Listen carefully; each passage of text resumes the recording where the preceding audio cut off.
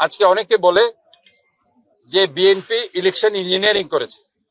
তা আপনাদেরকে আমি স্পষ্ট বলতে চাই, আমি যেহেতু সরকারের একটি অংশে আছি এবং ছিলাম,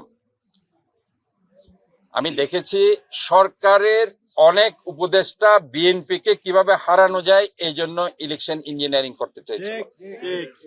কিন্তু ওই মহান রব্বুল আলামিন নির্ধারিত করে রেখেছে দেশ নায়ক তারেক রহমানকে প্রধানমন্ত্রী করবে, যার কারণে আজকে জনগণই কিন্তু ইলেকশন ইঞ্জিনিয়ারিং করে দেখিয়ে দিয়েছে যে বিএনপি কতটুকু জনপ্রিয়। ডেন্টিস্টের পরামর্শ নাও নতুন কোলগেট অ্যাক্টিভ সল্ট। আজকে আপনি দেখেন তারেক রহমান এই পলো গ্রাউন্ডের ময়দানে 23টি নির্বাচনী আসনের সমাবেশ করেছে। এই 23টি নির্বাচনী আসনের সমাবেশের মধ্যে 21টি আসনে জিতেছে। আমি যেহেতু ওই পলো গ্রাউন্ড ময়দানের চিফ কোঅর্ডিনেটর ছিলাম, 23টি নির্বাচনী আসনের মধ্যে 21টি নির্বাচনী আসনে উনি বক্তৃতা দিয়েছে, ইনশাল্লাহ 21টি নির্বাচনী আসন জিতেছে। আরো একটি আসন জিততো যদি আমাদের বিদ্রোহী প্রার্থী 56,000 ভোট না কাটত, বাঁশখালী আসন। এরপরে দেখেন উনি বাইরে কোন দিকে গিয়েছে আপনি দেখেন, খেয়াল করেন। সীতাকুণ্ড পেয়েছে, মিরাসরাই পেয়েছে, নোয়াখালী পেয়েছে, কুমিল্লা পেয়েছে। এরপরে কোন দিকে গেছে? ঢাকাতে নারায়ণগঞ্জে সব আসন পেয়েছে। তা আমি মনে করি যে তারেক রহমান আমাদের শহীদ জিয়া খালেদা জিয়ার সন্তান।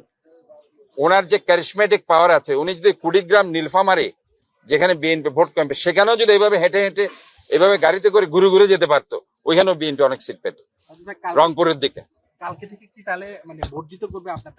এটা আমি না কোনো প্রশাসক না, মেয়র যেহেতু আমি একমাত্র মেয়র বাংলাদেশের, এবং সেটা কোর্টের রায়ে আমাকে ঘোষণা, এখানে কেউ আমাকে ঘোষণা করেনি। এটা কোর্ট আমাকে অর্ডার দিয়েছে টিল 29, কাজে 29 সাল পর্যন্ত চাইলে আমি থাকতে পারবো। আমি বলছি যে আমি নির্বাচন চাই, কাজে এটা এখন দায়িত্ব হচ্ছে এলজিআরডি মিনিস্ট্রির, তারা নির্বাচন কখন ডিক্লেয়ার করবে। আমি ইতিমধ্যেই আমার এই আবেদনের প্রেক্ষিতে তারা কিন্তু অলরেডি একটা ইসিকে চিঠি দিয়েছে, আপনারা দেখেছেন। ঢাকা, আমি শুধু চট্টগ্রামের কথা বলি না, আমি বলছি চট্টগ্রাম সহ সারা বাংলাদেশের প্রত্যেকটা সিটি কর্পোরেশনের নির্বাচন হওয়া উচিত। কেননা প্রত্যেকটা ওয়ার্ডে কোনো নির্বাচিত কাউন্সিলর না থাকাতে যে পরিমাণ সার্ভিস জনগণের পাওয়ার কথা সেই পরিমাণ সার্ভিস জনগণ পাচ্ছে না, তারা ওই সার্ভিস থেকে বঞ্চিত হচ্ছে।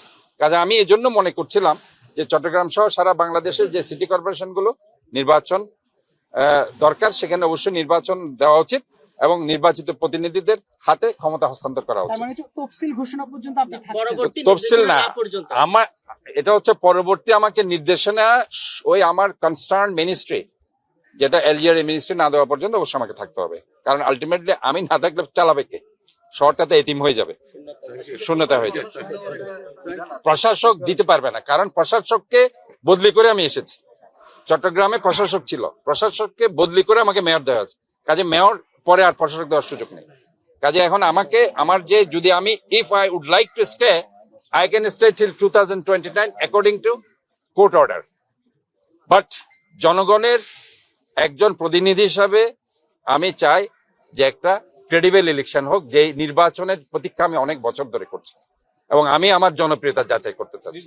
এখনো পর্যন্ত কোনো ক্রেডিবল ইলেকশন আমি ফেস করতে পারিনি, যে নির্বাচনে জনগণ আমাকে অত্যন্ত ফেস্টিভ মুডে, অত্যন্ত উৎসবমুখর পরিবেশে তারা এসে আমার ভোট আমি দিব, যাকে খুশি তাকে দিব, এই মতবাদ ব্যক্ত করে আমাকে যে একটা ভোট দেবে আরেকজনকে ভোট দিবে, এই ধরনের পরিবেশ গত 16 বছর ছিল না। এবং এই 16 বছর আমি কোনো নির্বাচন যে করেছি, দুটো নির্বাচন, দুটোতেই আমাকে নির্বাচনের নামে নির্যাতনের শিকার পরিণত হয়েছে। এই জন্য আমি একটা নির্বাচন চাই যেখানে আমার জনপ্রিয়তা আমি যাচাই করতে চাই, যে জনগণ আমাকে কতটুকু ভালোবাসে। আজকে 22 লক্ষ ভোটার চট্টগ্রাম শহরে আছে, এই 22 লক্ষ ভোটার মধ্যে কত পার্সেন্ট লোক আমাকে চায়, এটাও তো আমার একটা প্রাপ্তির ব্যাপার। আমারও তো রাজনৈতিক জীবনে কিছু চাওয়ার আছে, আমি তো অনেক কিছু পেয়েছি, মহান রব্বুল আলামিনের দোয়ায় আমি সব পেয়েছি। কিন্তু আমি এখনো জানি না যে আমাকে কি 2 লাখ লোক মানুষ আমাকে চায় শহরে, না 3 লাখ মানুষ চাই, 4 লাখ মানুষ চাই, না 5 লাখ মানুষ চাই, অথবা 6 লাখ নাকি 10 লাখ মানুষ। এটা আমার প্রাপ্তি। আমি পুরা রাজনীতি করে এটাই হবে আমার প্রাপ্তি, যে আমাকে কত লাখ মানুষ চায় অথবা আদৌ আমাকে চায় কিনা।